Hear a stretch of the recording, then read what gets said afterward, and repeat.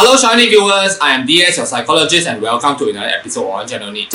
In this episode, I am going to address what seems to be a communication problem between the ENTJ or even the INTJ with the rest of the world, especially the sensing world.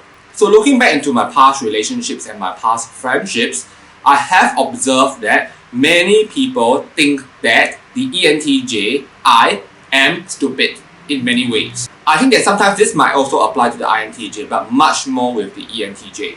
So let me give you an example. So in the past, there was this ESFP friend who was talking to me on the phone. So this ESFP mentioned that she was conducting a class on customer service, and it was to a group of foreigners.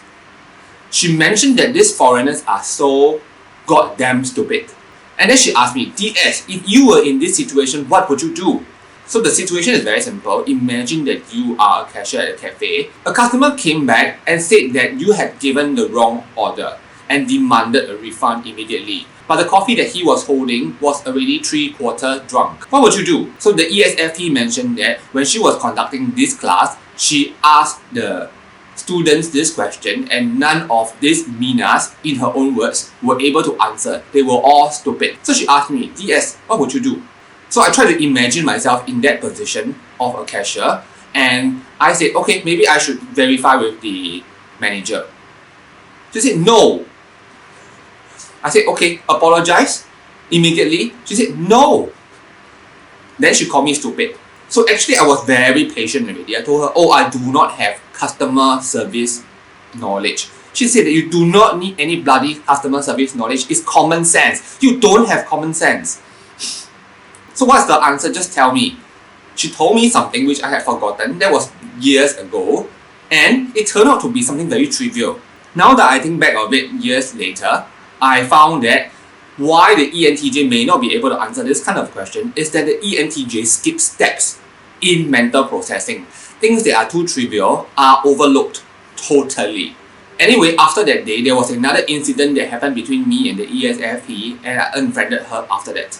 So I would say ESFPs is amongst the most irritating people and annoying people in my MBTI list. Now back to this communication problem, I have also encountered this kind of a problem where people call me stupid or don't have any common sense before, and it's usually my exes. I just totally couldn't understand that point of view. Actually, when I look at it, since young, this has been happening. I remember there was an oral examination. So in Singapore, children have to go through oral examination since primary 1. But for primary 1 and primary 2, the oral examination is super easy. They ask you a single question and you just give back an answer. It's not as if like, what is your hobby? And then you have to go on and on and on. So at the lower primary level, it's basically very standard and simple. So one examination that I remember, which I did not do well for one question, is this. So the teacher asked me this question, during recess, what do you do? I said, I will go and buy food. And she asked me, what do you do before that? I said, oh, I will walk to the canteen. The teacher is very nice to me. She kept prompting. So also said, presume you are at the store. What do you do? I said, I will order food. I will tell the store owner what I want. She said, no, before that, what do you do? I am totally clueless what she was actually directing me to answer. She even gesticulated, you do this? What do you do? At the age of 8, I could not understand what she was trying to hint at. In the end, I only scored 1 out of 2 marks for that question. So when I considered, I told her I do not know what the answer is. She told me you need to queue. I was like, huh, queue. As an ENTJ, I am the first to reach the canteen. There's no queue. I am the first at the store to buy anything. The ENTJ is so swift and efficient. What's there to queue? Maybe I am the first in the queue, but I don't see it as a queue. As you can see, there are a lot of situations such as this that the ENTJ totally overlooks what is supposed to be. Because it's not necessary, we have already filtered them out. So especially in the sensing world, this gives the ENTJ some level of difficulty. When people want details, the ENTJ totally skips that detail.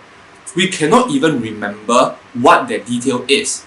But when we are performing the task, we know that we are doing it. And this is also one reason why there may be communication problems between the ENTJ and sensors. So fellow ENTJs, do you resonate with this communication problem? Do comment below and share with me. Okay, and our channel, we produce a lot of INTJ, ENTJ videos such as this one. If you have enjoyed this video, do give us a like. If you have not already subscribed, do consider subscribing so that we can bring you more ENTJ, INTJ and fun stuff. Okay, I'm going to sign off now and I'll see you in our next episode. Bye bye.